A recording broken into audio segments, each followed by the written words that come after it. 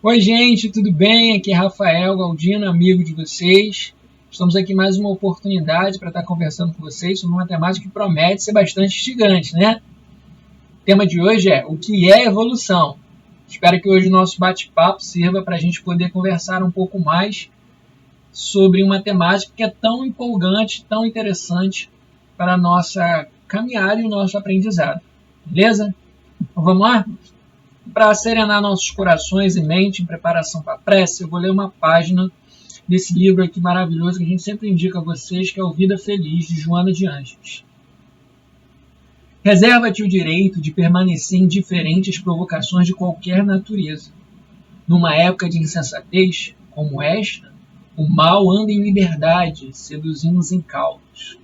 Aqui é a ira dos outros que te agride. Ali está o sexo sem freio que te sensibiliza.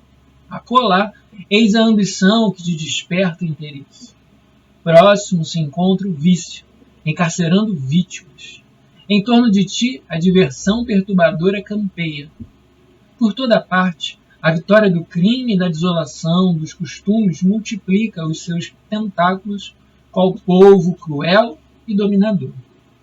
Olha essas facilidades com a estrada de espinhos venenosos que a grama verde e agradável esconde no chão. E não te permitas pôr-lhes os pés, evitando-te os acidentes de efeitos danosos. Vamos orar. Querido Jesus, bom e amado Mestre, aqui nos colocamos como aprendizes do Teu Evangelho. Que a nossa fala hoje possa ser direcionada de forma clara e objetiva a todos os corações. Que possamos estar contigo, pois sabemos que Tu estás conosco sempre. Que assim seja. Bem, saudações para vocês que estão chegando agora. Nós já estamos aqui iniciando a nossa conversa num tema muito importante e empolgante para a nossa noite de hoje, o que é evolução. Lembrando a vocês que esse mês de estudo de terça-feira, nós trabalhamos a proposta do o que é. Trabalhamos 4 temáticas empolgantes e que agora estamos fechando. Se você viu o nosso primeiro encontro lá no início do mês de novembro, você deve ter lembrado que eu dei para vocês uma programação e não estava previsto eu estar aqui hoje com vocês. Mas um mês é muito tempo, muitas coisas acontecem e por vias divinas acabei estando aqui novamente com vocês nesse mês. Então a gente vai conversar, vai trocar umas ideias aqui com vocês, tá? Lembrando que a participação de vocês é importante, gente. Como é que funciona as nossas redes sociais? Para que ela possa ter visibilidade, para que essa mensagem, essas ideias que vocês tanto gostam de apreciar aqui, possam chegar a mais coisas, nós precisamos dizer ao sistema do Facebook, do YouTube e do Instagram, para que ele entenda que aquilo é bacana, que a gente gosta e que aquilo deve ser multiplicado. Então, como que a gente diz isso? Compartilhando e curtindo os vídeos e a página e tudo mais. É importante nós fazermos isso porque os recursos digitais funcionam dessa forma.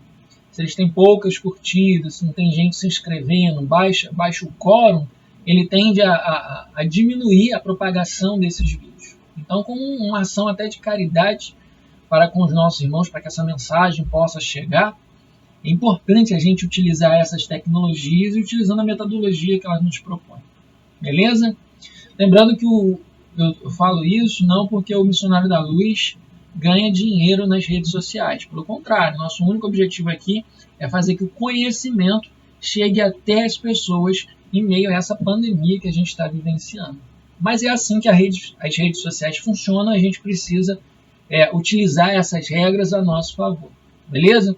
Então, compartilha esse vídeo, curte ele, chama as pessoas que gostam de escutar essas palavras, marca as pessoas, cria salas de vídeo no Facebook, multiplica isso aí, bacana, para que essa mensagem possa se multiplicar cada vez mais.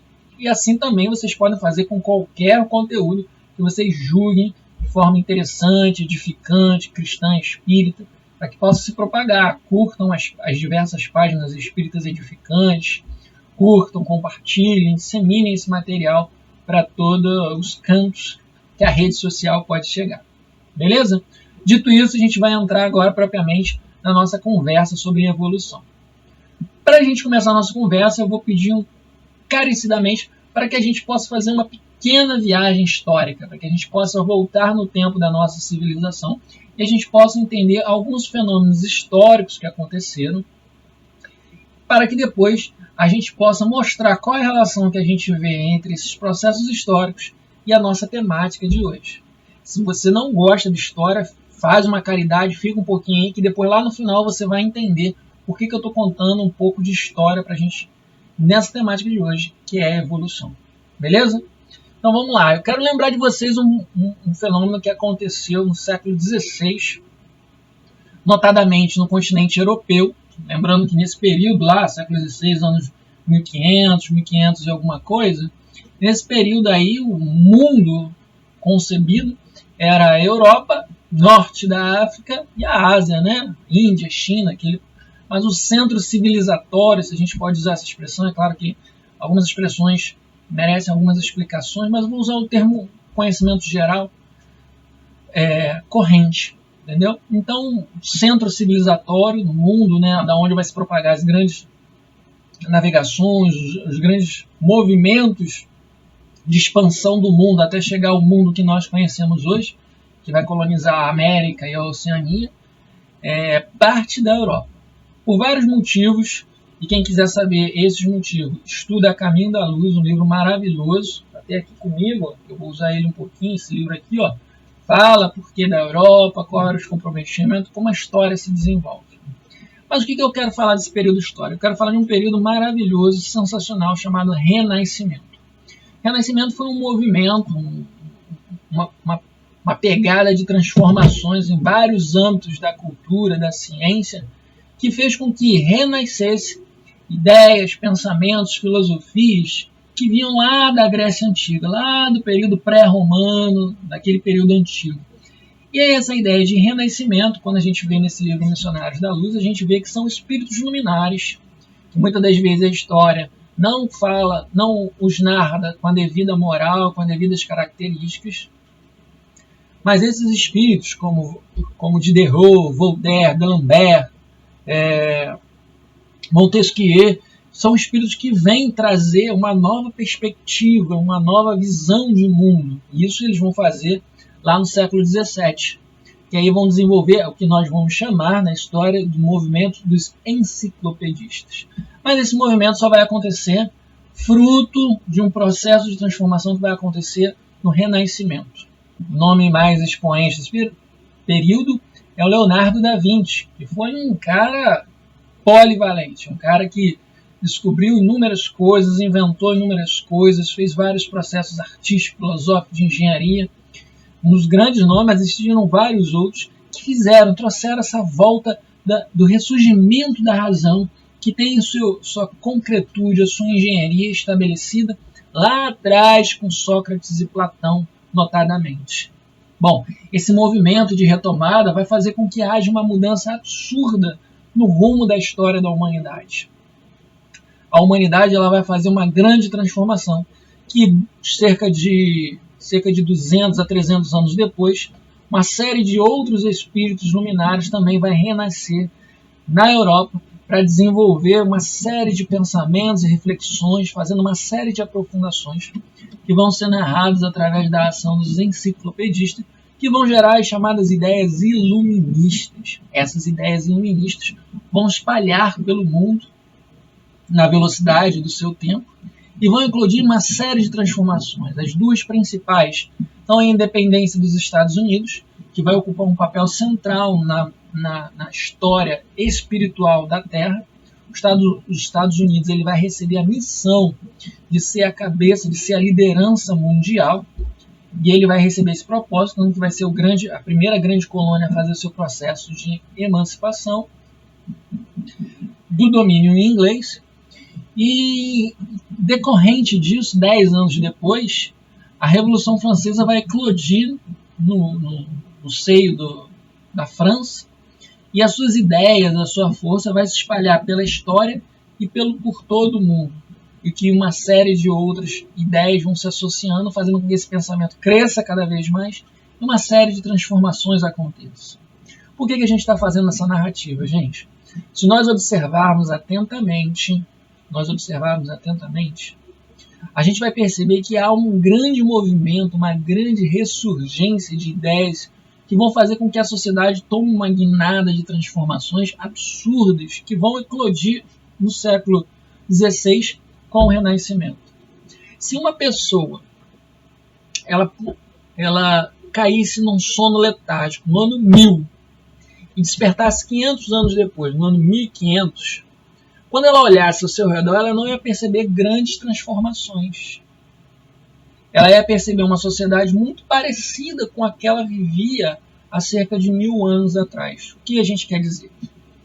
E nesses 500 anos, grandes transformações não ocorreram. Foram processos muito reduzidos. Agora, se uma pessoa caísse num sono letárgico no ano 1500 e acordasse 500 anos depois, ou seja, no ano 2000, imagine o impacto que ela teria. Ou seja, nos 500 anos que ocorrem de 1500 a 2000, há uma transformação absurda no movimento nas várias instâncias sociais. As instituições, o pensamento, as sociedades, as estruturas, tudo muda absurdamente. E o impacto que essa pessoa, ao acordar, teria é de que ela estaria ou no céu ou talvez no inferno, numa situação calamitosa. Mas o que nós queremos destacar nesse ponto é que as grandes transformações sociais, elas são reverberações, ou seja, são ecos, são externalizações das transformações individuais. Entendam isso. A sociedade, ela é o projeto de transformação individual. Não há uma transformação social sem a transformação do indivíduo. A transformação do indivíduo, consequentemente, gera uma transformação da sociedade. Nós podemos observar isso muito bem quando nós observamos, por exemplo, as aristocracias. Já pararam para observar isso? Todo grupo social, toda estrutura social, ela é dominada por uma aristocracia. Aristocracia, na tradução literal do grego, significa o governo dos melhores. O que no duro quer dizer que existe sempre uma classe dominante, uma classe que vai guiar um povo, uma organização, por uma série de fatores. Mas quando nós falamos dessa aristocracia, que é uma reflexão que está lá em Obras Póstumas, escritas, reflexões de Allan Kardec, fruto dos pensamentos dos espíritos, nós vamos perceber que o perfil das aristocracias, esses grupos governantes, as estruturas sociais governantes, administrativas, ela vai ter um perfil ao longo da história. E a gente vai poder perceber uma caminhada progressista em toda a história. Quer ver? Observem comigo. O primeiro movimento aristocrático de dominação nas sociedades primitivas e tribais é o chamado aristocracia patriarcal. O que é uma aristocracia patriarcal? Existia um grupo, uma estrutura social, em que os mais velhos acabavam dominando aquele grupo, porque, em função da sua vivência, da sua experiência, essas pessoas conseguiam transmitir um aprendizado e instruir, fazendo com que as pessoas tomassem as melhores decisões, fazendo com que as pessoas entendessem que alguns movimentos precisavam esperar, outros não. Ou seja, a experiência do mais velho, ela era o guia. Então, os mais velhos eram a aristocracia, eram aquele governo, eram eles que governavam as populações, os mais velhos. Com o passar do tempo e o crescimento das populações, saindo das formas tribais e gestando as primeiras cidades, nós vamos ver que o patriarcado ele não vai conseguir mais tanto guiar, porque com o crescimento das tribos, das populações, é necessário que haja uma força que os proteja disso, né? Logo, a palavra dos mais velhos vai ficar secundada, ou seja, vai ficar em segundo plano. A palavra mais expoente vai ser a daqueles que são os mais fortes, os guerreiros, os líderes dos guerreiros, que vão ser os mais fortes. E aí a gente entra no que chamamos de aristocracia da força. Ou seja, os mais fortes vão governar porque eles têm a capacidade de proteger a civilização. E, naturalmente, consegue coagir aqueles que são menos fortes. Então a gente passa a viver as chamadas aristocracias da força.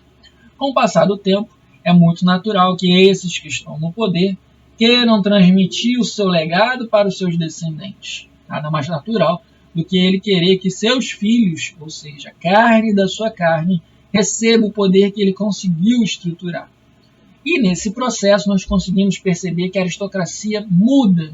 E aí a aristocracia vai ser do nascimento, aqueles que nascem dentro da linhagem dos antigos guerreiros que serão os dominadores. Então a gente tem aí a aristocracia do nascimento. E essa aristocracia ela vai conseguir se desenvolver, vai conseguir crescer, vai conseguir dominar, vai conseguir se manter por muito tempo. Com o passar das gerações, percebe-se que essa aristocracia do nascimento ela vai ficar fragilizada e ela vai depender do dinheiro dos comerciantes, dos grandes empresários, dos grandes administradores, dos grandes industriais, dos grandes produtores de riqueza. Logo, essa administração que era fruto do nascimento, percebe-se que quem acaba guiando aquela população não é mais necessariamente aqueles do nascimento, e sim aqueles que possuem o dinheiro, a riqueza. Passamos então a ter assim a chamada aristocracia do dinheiro, que é aquela que vai manipular isso. Com o passar do tempo, por mais que as pessoas possam ter posses e dinheiros, se elas não forem muito bem administradas, eles podem perder no máximo. Logo, contratam pessoas extremamente inteligentes que possam gerir e administrar a sua riqueza. Logo, essas aristocracias vão acabar sendo submetidas e ficando flexionadas diante dessas mentes habilidosas e dominadoras que são extremamente inteligentes. Passamos então a ter aí a chamada aristocracia da inteligência. A aristocracia daquele que consegue dominar, consegue produzir a sua riqueza, mesmo sendo pobre, consegue atingir essas riquezas, buscando os vários subterfúgios. É claro que essa aqui são linhas gerais de observação, não vou entrar nos méritos de análises sociológicas das questões, mas essas aristocracias elas acabam existindo. E Kardec conjectura que no futuro essa administração intelectual ela vai perceber que ela precisa se moralizar.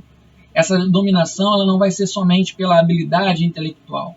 É necessário que esteja a marcação do exemplo, da liderança, a exposição como forma de convencimento. Eu faço, vocês também podem fazer. E que foi a liderança que Jesus fez aqui, que é o que Kardec vai chamar de aristocracia intelecto-moral, a associação da inteligência, da capacidade intelectual com a capacidade moral. E isso, naturalmente, é um salto evolutivo para a sociedade progressista, para a sociedade dos mundos de regenerados, dos mundos de regeneração. Então a gente vê que as diversas sociedades, e se nós observarmos as nossas, elas vão passando por uma série de processos de transformação. E é justamente por isso que nós fizemos uma análise desse pequeno breviário histórico da nossa sociedade, para que nós possamos perceber que a sucessão de acontecimentos transcorrem, e muitas das vezes nós, que temos uma percepção um pouco mais reduzida dentro do nosso campo pequenino de vivência, não conseguimos dimensionar o leque de transformações que toda a sociedade, todo o pensamento está se transformando. É muito comum nós percebermos que há uma série de transformações na ideia dessas populações. As ideias se transformam com o passar do tempo. Se nós observarmos uma sociedade que era escravocrata, que oprimia pela força, pelo domínio, hoje nós percebemos que as sociedades não toleram mais não toleram mais o processo de escravidão, com a elevação dos direitos humanos, a consagração em que quase todos os países são signatários desse tratado, tornamo-nos responsáveis pela preservação da vida, da individualidade. O que mostra que nós, por mais que estejamos mergulhados em situações difíceis, a sociedade, como um todo, ela passa por processos cíclicos de transformação numa caminhada cada vez mais vertiginosa. Quando nós debruçamos o nosso olhar sobre a nossa sociedade hoje, talvez tenhamos dificuldades, mas tiramos uma medida um pouco mais observando um futuro ideal do que propriamente um passado degenerado.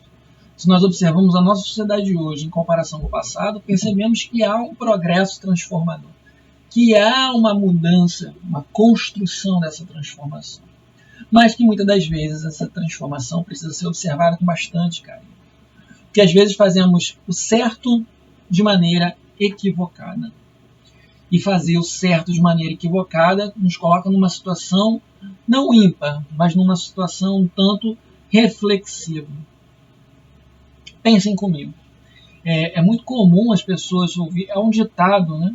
É um ditado popular que fala assim: de boa intenção, o inferno está cheio.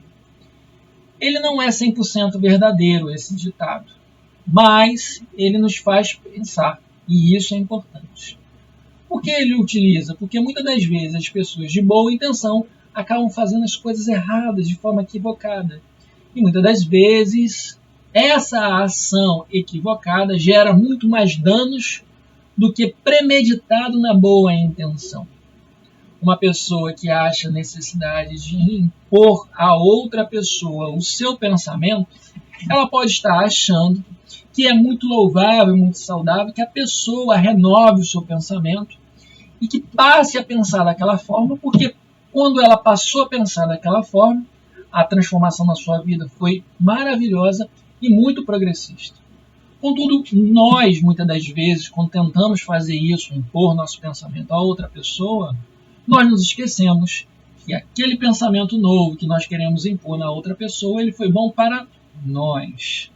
E não necessariamente será bom para o outro. Porque as diversas reflexões do mundo nos dão inúmeras possibilidades, inúmeros caminhos de chegar ao mesmo destino. E aí, nessas inúmeras transformações, nós precisamos refletir como a forma que a mensagem transformadora está se apresentando. Porque falarmos de evolução é falarmos da essência, é falarmos do progresso, do fim a ser alcançado. Contudo, esquecemos que muitas das vezes, para alcançar esse fim, é necessário um meio. Nós precisamos encontrar um caminho para atingir a evolução. E evolução aqui, espero que todos estejam entendendo o que significa progresso, melhoria, avanço. Mas que avanço é esse? Que melhoria é essa? Bom, essa é uma das situações mais complicadas de se desenvolver no seio da sociedade. Quando desenvolvemos pensamentos como esse na sociedade, precisamos observar que estamos trabalhando com parâmetros que muitas das vezes são segmentados, parâmetros limitados a um conjunto de ideias e princípios. Os conjuntos de ideias e princípios mais saudáveis são aqueles que conseguem ter uma pluralidade maior, ou seja, que conseguem englobar uma maior quantidade de pessoas com seus pensamentos, com suas culturas e as suas peculiaridades. O livre-arbítrio ele é fundamental em todo o processo de construção. Ninguém consegue fazer uma transformação evolutiva se isso não estiver dentro de si. Observem bem. Imagine que uma pessoa vai ao médico e o médico fala para a pessoa assim: é necessário que você passe a fazer exercício, senhor Rafael. Sua saúde necessita que você faça exercício. Você está com gordura distribuída de mal forma no seu corpo que pode levá-lo a série de doenças. Precisa fazer exercício. E o senhor Rafael, não estando com a saúde comprometida, começa a negligenciar aquelas recomendações. Mas eis que certo dia, no nosso exemplo, eis que num certo dia, esse Rafael passa mal numa certa gravidade e acaba sendo internado. E o médico observa que ele precisa fazer uma cirurgia para que faça o desentupimento da artéria. E aí ele passa por todo aquele drama que é um processo cirúrgico. Ao sair dali, o médico renova as recomendações. Senhor Rafael, o senhor precisa ter atenção com a sua saúde. Você precisa cuidar da sua saúde, senão você vai morrer. E ninguém quer morrer. Todos querem permanecer aqui para viver no seu seio com seus amigos e familiares. Logo, este Rafael vai precisar fazer o quê? Acordar e fazer os seus exercícios. Se antes não podia, porque dizia que não tinha tempo, que não tinha condição, que estava chovendo, agora completamente tudo mudou. Pode estar chovendo canivete, que vai lá o senhor Rafael fazer os seus exercícios, porque sabe que aquilo é necessário. Se nesse exemplo que nós utilizamos da saúde, acontece também com as questões emocionais, psicológicas, intelectuais. Só quando a pessoa sente a necessidade, e aqui a gente destaca que não precisa necessariamente ser através da dor, porque precisamos ser atentos com as mensagens que nos chegam. Se somos negligentes, naturalmente existe sempre a opção da dor para nos evocar e nos lembrar da melhor atitude a ser feita. Nós precisamos despertar para isso, porque a forma como nós queremos alcançar a transmissão das ideias e do bem, ela deve ser plural, libertadora, ela deve ser de forma progressista, ou seja, levando em consideração as diferentes formas. Por que nós estamos falando isso? Porque a ideia que se tem de melhoria, ela muitas das vezes está ligada inerentemente à forma dessa melhoria. E isso causa um problema. Por quê? Porque essa ideia de melhor, ela pode ser dividida em duas partes. A primeira parte dela nós podemos dizer que é o ponto de vista, que nada mais é do que a forma como se alcança esse estado melhor. É um ponto de vista, ou seja, muitas pessoas podem observar diferentes formas de conseguir alcançar o progresso, de evoluir, de chegar àquele objetivo que tanto almejam. Contudo, essa ideia de melhoria, ela tem uma segunda parte, que é a sua essência. E essa essência, nós entendemos que ela acaba sendo universal. Por quê? O fim, a essência da melhoria, ela acaba sendo a mesma em todos os pensamentos. Um ser humano mais respeitoso, mais humano, bondoso, gentil, cortês, respeitador. Ou seja, são atributos que o ser humano precisa adquirir, ou melhor, precisa desenvolver, porque a sementinha já está lá. São vários atributos que ele precisa desenvolver, contudo o método é dos mais diferenciados possível.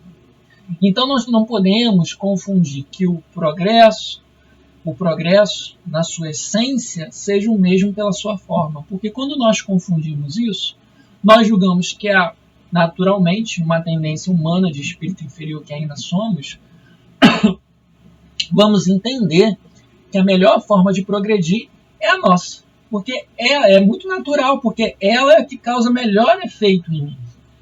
Então eu acabo entendendo que se aquilo causa um bem em mim, vai causar um bem nas outras pessoas. E aí o que eu estou fazendo? Eu estou observando que a melhor forma é essa. Mas não é essa. Essa melhor forma é para mim. Para o outro, ele precisa encontrar a melhor forma.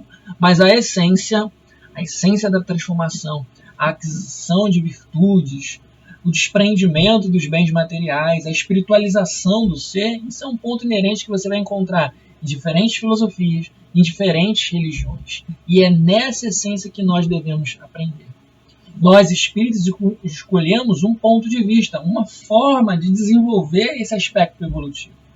Nossos irmãos que seguem outras crenças, outras filosofias, eles estão escolhendo uma outra forma. Mas se nós formos a fundo, nós vamos observar que o perfil, a essência está ligada a esse quadro evolutivo. É claro também, notadamente, que observarmos as atitudes dos outros. E essas atitudes fogem a essa essência que é universal, que é o Evangelho do Cristo, essa essência moral do Cristo, né? Essa essência, naturalmente ali não está sendo um processo evolutivo, um processo de melhoria. Nós não podemos cair nesse desfiladeiro de nos equivocarmos e acharmos que a forma é a essência. Não, não é. Existe a forma e a essência. A essência é universal, é a moral do Cristo. A forma é o ponto de vista. Existem várias formas. Eu posso alcançar a moral cristã, ser evoluído, não pelo espiritismo, mas posso pelo catolicismo, pela forma evangélica, pelas filosofias hindus, pela religião hindu, pela religião muçulmana. Tem vários caminhos, a forma. Mas se você observar, a essência é a mesma. Mas, Rafael, você está falando de religião muçulmana? Os muçulmanos não acreditam em Jesus. Sim, mas observe o que está escrito lá. Você vai ver que a essência moral do que eles, os verdadeiros textos, vão convergir diretamente com a moral do Cristo. E o Cristo é o governador espiritual do nosso planeta. Então, é claro que Maomé, quando trouxe a religião muçulmana, ele estava a cargo de missão dada por Jesus. Isso nós sabemos quando estudamos A Caminho da Luz, aquele mesmo livro que eu apresentei para vocês antes. Então, de uma forma bem clara, nós precisamos reforçar isso no nosso pensamento.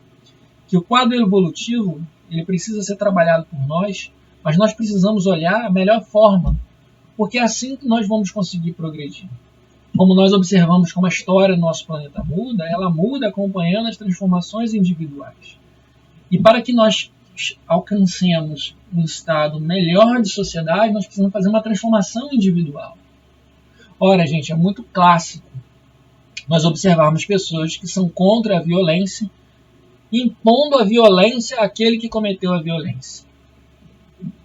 É a cultura da violência, isso não é cultura de paz. Desenvolver a cultura de paz é extremamente ousado, porque aquele que nos trata com violência, nós precisamos devolver com paz, com serenidade, com cautela, sem agressividade, sem rispidez. Mas é muito comum, e aí eu garanto que muitos de vocês devem ter pensado sobre isso, devolver com paz é bancar o fraco, é aceitar a agressão, é aceitar, porque isso é um pensamento social muito equivocado, que interpreta que as ações de serenidade, de bondade, de candura são exemplos de ações de fraqueza. Que ações de força é aquela que nós conseguimos nos impor, falar mais alto, conseguir fazer com que nossa palavra seja a última. E pelo contrário, não. Isso é a pura manifestação do ego. É a pura manifestação do nosso egocentrismo. Forte é aquele que consegue calar ante as próprias emoções menos infelizes e fazer eclodir a mensagem verdadeira. E não é necessariamente nós nos negligenciarmos a ação imperativa. É o amor com firmeza, é o amor com seriedade, é a disciplina afirmativa no bem, é o bem disciplinado, que evoca os seus direitos, a sua proteção, mas não devolve a violência. Isso é fundamental.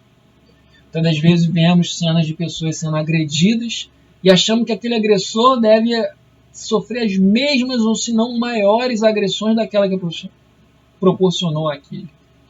Meus amigos, isso é cultura de violência. E se nós desenvolvemos essa cultura de violência, nós não estamos fazendo um progresso de transformação. E se nós observamos isso de fora e vemos a sociedade dessa forma, nós precisamos ser a célula pacificadora. E se nós somos a célula pacificadora na sociedade, olha que beleza, a nossa sociedade vai se transformando, vai se tornando cada vez melhor. Nós saímos do lado de agente equivocado para um agente assertivo, um agente bondoso. Então é mais uma pessoa vibrando no bem. Logo, a minha evolução eclode na evolução do mundo. Se queremos um mundo melhor, precisamos nos fazer melhores. Isso é fundamental. É isso que nós precisamos fazer. Para um mundo melhor, precisamos ser pessoas melhores. E isso, naturalmente, vai gerar ecos, vibrações para todos os lados. Para a gente poder ter uma noção que muitas das vezes as pessoas se confundem a forma com a essência, eu trouxe para vocês aqui uma metáfora de um filme muito bacana, uma série, uma coletânea de filmes, né? Eu trouxe essa porque ela é visualmente muito mais comum. Vocês já ouviram falar naquela coleção de filmes do Star Wars, que na tradução seria Guerra nas Estrelas? Lembra aquele dos Jedi, dos sabres de luz? Beleza, ali existe um confronto entre duas forças dominantes, né? E existe um império de um lado e a república do outro. Se vocês observaram bem, se vocês foram atentos, vocês observaram como é que era composto o império? Todo o império ele era formado somente de humanos. Somente humanos. Do outro lado existia a república, que era composta por uma ecleticidade gigantesca de formas das mais variadas. Existiam seres humanos normais, existiam figuras que nós diferentes da nossa, figuras que a gente hoje, as crianças chamariam de monstros, né? Que eram formas humanoides diferentes, uma ecleticidade das mais variadas. E é exatamente isso que a gente precisa entender. Esse filme ele quer nos mostrar também que a ideia do mal ela busca a ideia da melhoria mas dentro de um perfil não plural, mas num perfil seccionado, num perfil partidário. Isso é o que nós vamos observar nas ciências sociais, que é o humanismo biológico, né? Que é aquele que percebe que o ser humano melhor é formado em função das suas características genéticas. E se nós conseguimos ter seres humanos melhores, a raça humana ela também pode se degenerar, e nós precisamos fazer com que a raça humana seja protegida dessas formas degeneradas. Daí vem a filosofia nazista, que já é muito conhecida de muitos aí. Então a gente precisa entender que esse perfil do que é o melhor não está na minha observação do que é o melhor, mas sim no meu entendimento. Porque o bem é o melhor, e o melhor está na natureza. Só precisamos observar atentamente. A natureza por si só revela. Se o nosso mundo existem pessoas de pele branca, de pele escura, de pessoas de etnia, de diferentes grupos, das diferentes cores, das diferentes etnias, nós precisamos entender que o progresso e a beleza do mundo está justamente na confluência de todos esses grupos diferenciados. Essa é a beleza do mundo e esse é o bem. Quando nós interpretamos esse mundo e tiramos dele uma realidade que supomos ser real, nós estamos fugindo do princípio da natureza. O princípio da natureza está exposto. Essa é a mão de Deus atuando. Isso é o melhor. Então, progredir, gente. Não confundam a essência com a forma. A essência é universal, que é a moral do Cristo. Mas a forma, ela pode ser das mais variadas. Nós escolhemos a moral espírita. Dentro da moral espírita também pode ter várias conotações, várias transformações. Basta que nós exploremos e consigamos encontrar as melhores formas de alcançar o bem e o bom dentro da nossa realidade. Por isso, ser espírita não é fácil, porque exige da nossa capacidade interpretativa, da nossa capacidade de interação com a realidade. Jesus é um exemplo, mas eu preciso olhar para a minha vida e ver como eu posso adaptar aquela vivência de Jesus à minha realidade e fazer o meu melhor. Porque eu tenho que levar em consideração a minha realidade e a minha capacidade. E aí fazer o melhor que eu posso. E tenho certeza que a nossa consciência nos mostra o fio de prumo desse tema. Bem, meus amigos, espero que a nossa conversa de hoje tenha sido positiva, tenha sido agradável, tenha sido próxima de vocês. A gente tentou trazer dentro de uma perspectiva muito mais reflexiva. Que Jesus possa abençoar todos nós, que a gente possa continuar nesse trabalho de paz. Pedimos a todos agora para nós podermos vibrar cada vez mais alto na nossa prece. Querido Jesus, bom e amado Mestre, agradecemos a oportunidade. Só temos a agradecer, Senhor. Obrigado pela vida, pela saúde, pela tecnologia, pelos nossos irmãos e amigos. Obrigado por ti, Senhor. Que o Senhor nos ampare hoje, agora e sempre. Que assim seja. Obrigado, gente, pela audiência. Esperamos contar com vocês nos nossos próximos vídeos. Jesus abençoe a todos e até a próxima.